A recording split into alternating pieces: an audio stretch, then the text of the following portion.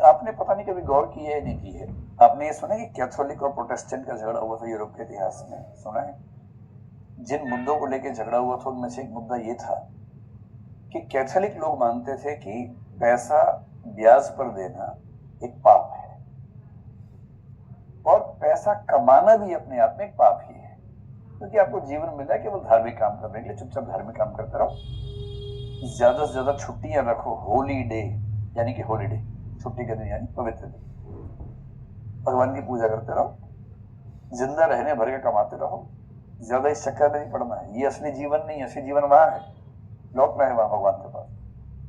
Protestant लोगों ने कहा ना भाई ना, हम तो कमाएंगे, व्यापार भी करेंगे। उसके पहले हालत ये थी कि जो लोग व्यापार करते थे उनका समाज में इतना अपमान होता था, जो धनी होते थे उनका इतना अपमान होता था कि धन कमाने की, अमीर बनने की, समाज के आर्थिक योगदान में भूमिका निभाने की प्रेरणा खत्म हो जाती है। प्रोटेस्टेंट्स ने कहा हम तो प्रोटेस्ट करेंगे, हमें ये सब समझ में नहीं आता है, हम तो मानते हैं कि अगर भगवान ने आपको अमीर बनाने की योजना बनाई है तो आपके पास पैसा आएगा। कॉलिंग बोलते हैं इसको, एक कैल्विन थे, जॉन कैल्विन, उनका कॉन्सेप्ट है, कोई अमीर है तो समझ लो कि भगवान ने इसको विशेष आशीर्वाद दिए है, और अमीर होने में निहित है कि आशीर्वाद का मतलब ये भी है कि शायद मरने के बाद भी आशीर्वाद मिलने वाला है। तो जो यहाँ जितना अमीर है उतनी ही संभावना है कि स्वर्ग मिलेगा उसको। ये कहती मामला उल्टा हो गया, अब लोग अमीर होने के लिए प्रयास करने लगे, यहां से पूंजीवाद का विकास हो गया। पारंपरिक व्यवस्था जो हमारे देश में थी उसमें यह था कि ब्राह्मण और क्षत्रिय ऊपर थे, यानी ज्ञान सबसे ऊपर है। जो सैनिक वाली प्रवृत्ति है, क्षत्रिय प्रवृत्ति है, क्षात्र धर्म है, वो नंबर 2 पे है।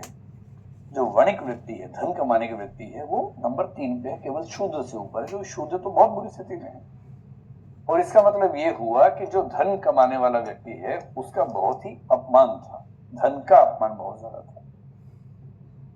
इस बात से कुछ लोग परेशान थे, और जो लोग परेशान थे उनमें से एक का नाम शायद आपने सुना हो, कभी इतिहास में नाम सुना? अनाथ पिंडक नाम के एक आदमी का। नहीं सुना? कोई बात नहीं, आप सुनाते हैं आपको नाम, अभी तो सुन लिया है ना। तो अभी बहुत इंटरेस्टिंग व्यक्ति था, उसी कहानी थोड़ी देर में आपके सामने 8-10 ऐसे इंटरेस्टिंग कैरेक्टर्स आएंगे जिन्होंने बुद्ध के जीवन को काफी प्रभावित किया, उनमें से एक व्यक्ति ये भी। अब इस नई व्यवस्था में क्या हो रहा था? नई व्यवस्था में अचानक क्या हुआ, जब कृषि बढ़ी, व्यापार बढ़ा, तो जब व्यापार बहुत ज्यादा बढ़ा तो व्यापार बढ़ने के मामले में कौन से वर्ग को ज्यादा फायदा हो रहा था? वैश्य वर्ग को, वो अमीर हो रहे थे। ये पैसा कमाने के मामले में उनकी जो परंपरा थी वो महारथ हासिल थी उसके पास। फिर जब राजा के पास खूब पैसा आने लगा, सेना बड़ी होने लगी, हथियार बढ़ने लगे, तो सेना के बढ़ने से किस वर्ग को फायदा होने लगा? क्षत्रिय वर्ग को फायदा होने लगा। और जब क्षत्रिय और वैश्य दोनों वर्गों को फायदा हुआ तो इनको लगने लगा कि भाई जब हम इतना कुछ कर रहे हैं समाज के लिए तो हमारा सम्मान ज्यादा क्यों नहीं होता है? धर्म की दुनिया में हमारी भूमिका क्यों नहीं है? और ये यूं ही नहीं हो रहा कि उस समय के सबसे महत्वपूर्ण 2 धर्म, जैन और बौद्ध, दोनों के प्रवर्तक क्षत्रिय वर्ग से आते हैं।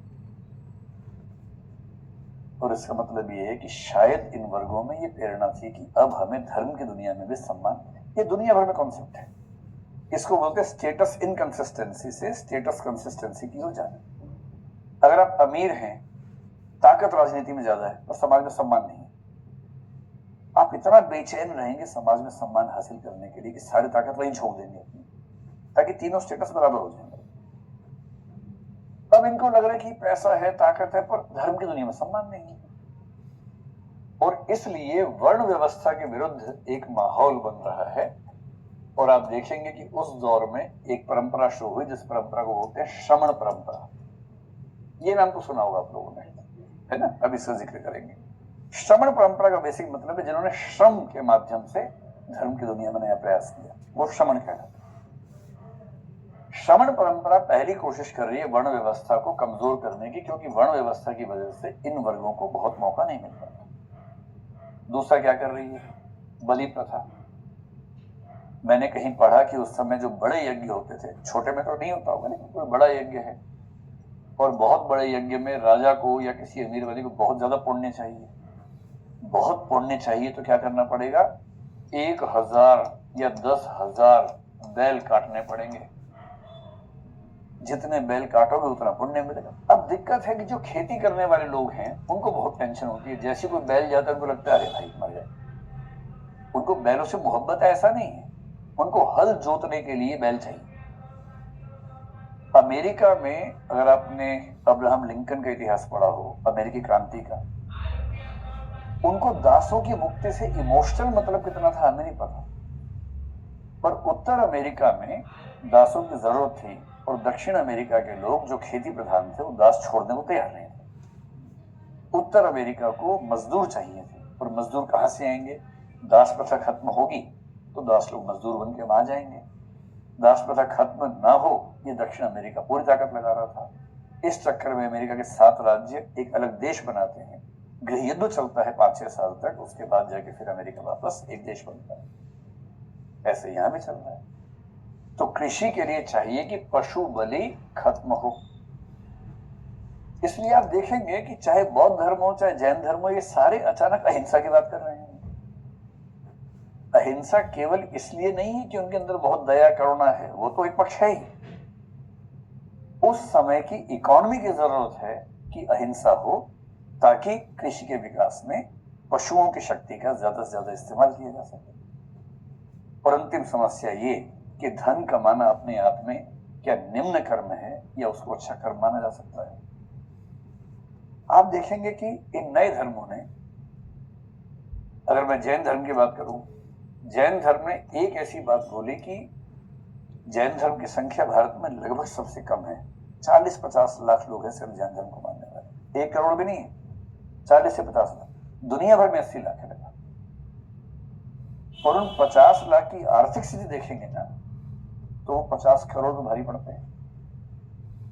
इतना समृद्ध धर्म है, इतना समृद्ध समुदाय है।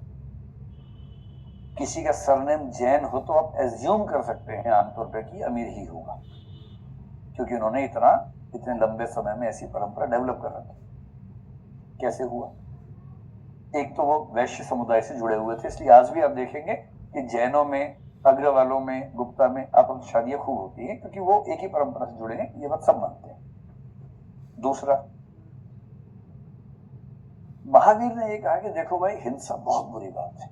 बुद्ध ने हिंसा को उतना बुरा नहीं बताया, महावीर ने ज्यादा बुरा बताया।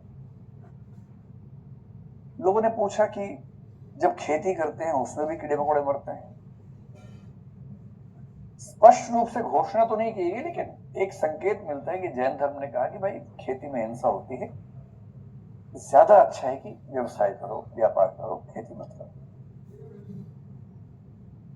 आपको जैन धर्म में खेती करने वाले लोग बहुत कम मिलेंगे भी तो एग्रीटेक वाले मिल सकते हैं आज की दुनिया में। स्टार्टअप किया है एग्रीकल्चर का, वो अलग चीज है।